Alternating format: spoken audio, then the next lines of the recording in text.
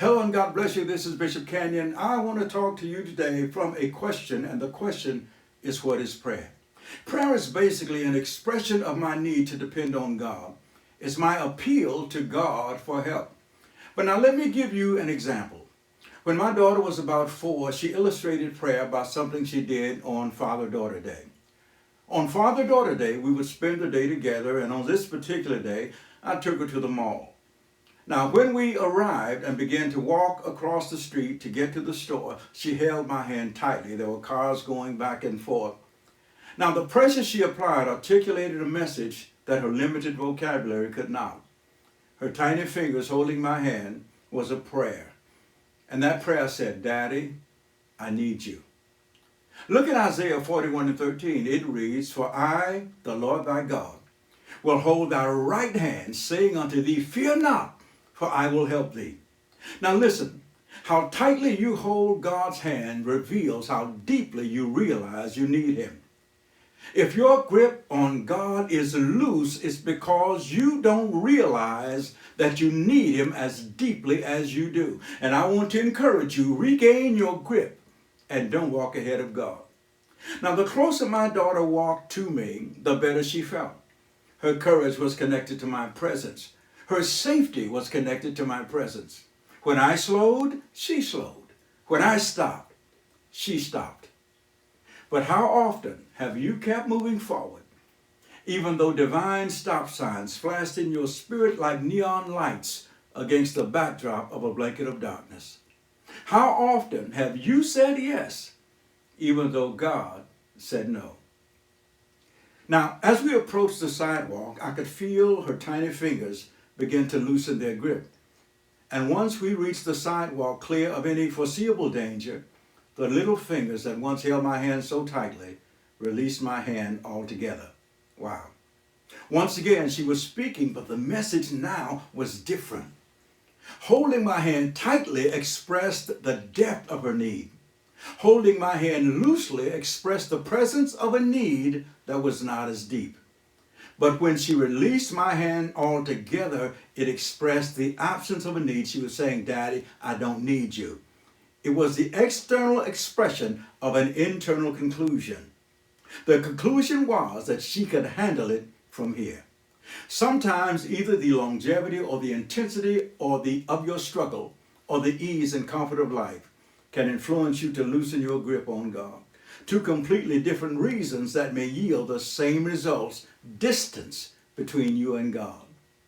Now, once we stopped, or rather stepped on the sidewalk, she became a victim of her desire for independence. I could feel her pulling away, and with every pull, she was saying essentially, "Let me go." How many times have our actions said the same thing to God when there was something we wanted to do? How many times have our actions said to God, "Let me go"? And it's though you want to will your choice to be the right one. I went from leader to follower because her opinion of her neediness had changed. And when she was confident that she needed me no longer, she took upon herself a role for which she was not qualified, the role of leader. This ever so slight change in geography gave her a feeling of security, confidence, and control. And once we stepped onto the sidewalk, she felt confident. But she failed to realize that she was just as needy walking on the sidewalk as she was crossing the parking lot. And then suddenly a young lady exited the store pushing a buggy, and momentarily the buggy was coming directly toward her, and she felt threatened. And in an instant she hurried to my side, gripped my hand, and regained the posture she had maintained prior to being convinced that she didn't need Daddy anymore. God will send a buggy in your direction to get you to regain your posture and get back to him. Some of you are having buggies pushed your way right now. That's just God saying, "Come back to me." Let's look at King Uzziah. The Bible said that he began his reign as a praying man, and God blessed him. It says that God marvelously helped him.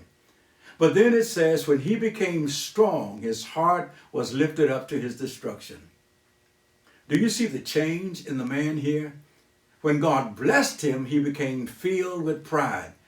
In other words, he allowed the blessings from God to turn his heart away from God. Can you handle what God wants to do in your life?